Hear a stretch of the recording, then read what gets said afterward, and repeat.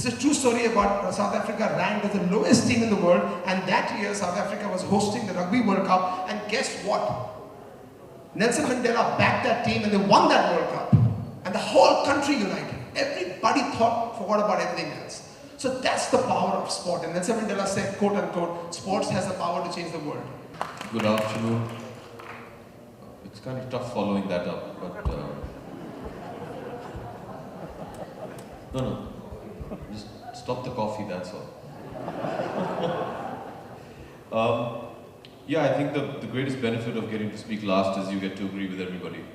And they've pretty much covered everything and said everything, and I agree with all of them. There has to be a fair mix of passion and economics, because I really do believe they go hand in hand, and if we do away with even one of them, I think the entire structure is just going to crumble.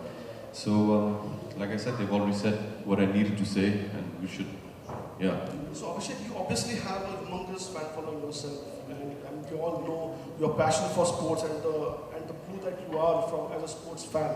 The question is, what made you invest in sport, and what about kabaddi and football, which really excited you? Firstly, I'm sitting on this esteemed panel as I'd like to believe as a team owner and somebody who's passionate about sports. I'm not here because I'm a film star. I've not brought that to the table in my sporting ventures. Whether that's had a ripple effect, so be it.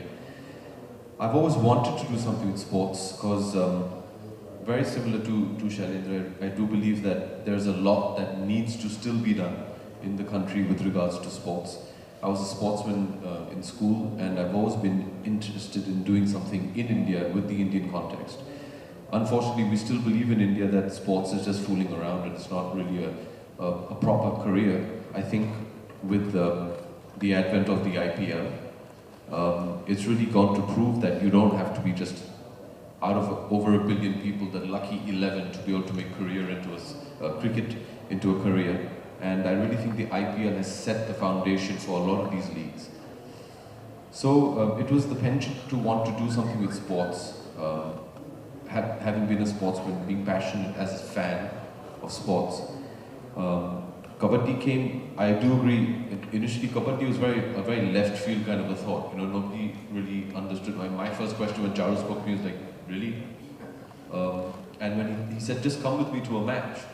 And when I went and I saw the people and the energy that they had, I just knew that this is something that has to be brought to the spotlight and something that has to be packaged for television and given that kind of an audience.